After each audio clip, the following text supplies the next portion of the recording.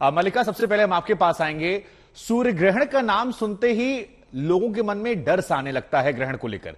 ये कहा जा रहा है कि देश भर के जो तमाम कपाट हैं वो बंद कर दिए गए हैं। हरिद्वार में क्या तस्वीरें आ रही, क्योंकि ये बताया गया हमें कि वहां बड़ी संख्या में श्रद्धालु पहुंचे हैं जो स्नान करके भजन कीर्तन कर रहे हैं।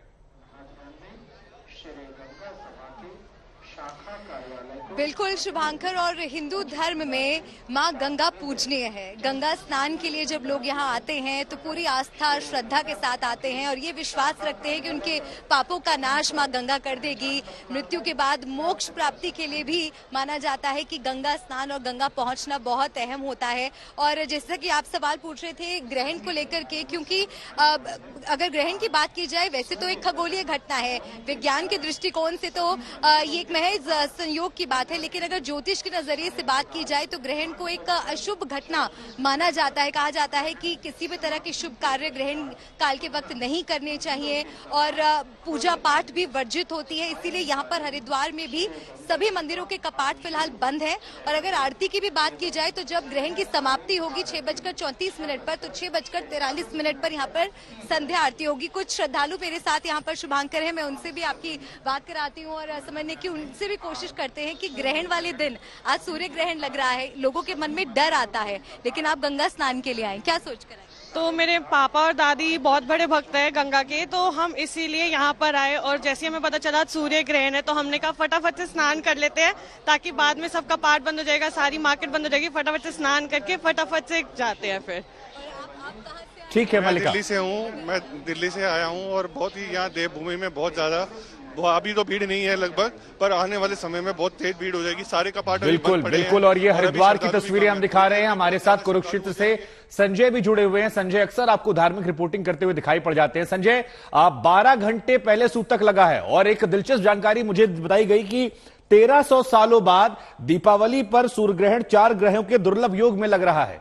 जहां पर आप हैं वहां देश दुनिया से लोग आते हैं, उसका इतिहास बहुत ही समृद्ध रहा है। जरा बताइए वहां पर क्या क्या चीजें तस्वीरों के तौर पर दिखाई पड़ रही हैं, और इस सूर्य ग्रहण से लेकर अगर कोई दिलचस्प जानकारी आपके पास हो तो हम चाहते हैं वो भी आप साझा करें।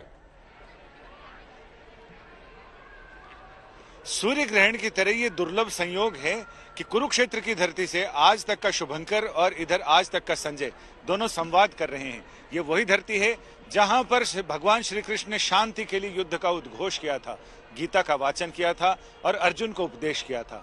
ये वही जगह है जहां पर पांडवों ने श्राद्ध किया। और जिस समय महाभारत था, महाभारत का युद्ध चल रहा था, ये नवंबर का ही समय था जिस समय बारिश हो गई थी और उसके बाद महाभारत का युद्ध हुआ, और जिसमें सूर्य ग्रहण की घटना उसका जिक्र आता है। महाभारत के शायद 18 दिन युद्ध चला था, जिसमें 15वें या 16वें दिन सूर्य ग्रहण हुआ था। और उस सूर्य ग्रहण के साथ ही फिर पांडवों ने, यहाँ सारे लोगों ने यहाँ पर स्नान किया, तर्पण किया, दान किया। और युद्ध के बाद भी पांडवों ने यहाँ अपने पितरों के विसर्जन के लिए और उनकी मुक्ति के लिए कामना से यहाँ तर्पण श्राद्ध किए थे। आज भी लोग सूर्य ग्रहण के मौके पर आते हैं। नेपाल के लोगों से हमारी भेंट हुई, नेपाल के लोगों का एक जत्था यहाँ पर आया हुआ है, वो विशेष तौर से सूर्य ग्रहण के लिए आया। हमने कहा आपकी मनोकामना क्या है? उन्होंने कहा हम अपना और पहले पितरों की मुक्ति की कामना से यहाँ आए हैं, और पितरों की मुक्ति जब ग्रहण होगा उस समय हम उनके लिए तर्पण करेंगे ग्रहण काल में, और उसके बाद ताकि अपना भी परलोक सुधरे और जो लोग परलोक चले गए हैं उनकी भी मुक्ति की कामना के लिए, उनके शांति की कामना के लिए हम यहाँ आए हैं। और यहाँ सूर्य ग्रहण के समय ये कहते हैं कि यहाँ पर 1 लाख गुना, बाकी जगह स्नान से 1 लाख ज्यादा गुना यहाँ फल मिलता है, क्योंकि यहाँ ब्रह्मा ने जब हवन की यज्ञ किया था तो इसी जहाँ ब्रह्म सरोवर खुदा है, ये 2 किलोमीटर के रेडियस में ये ब्रह्म सरोवर फैला हुआ है।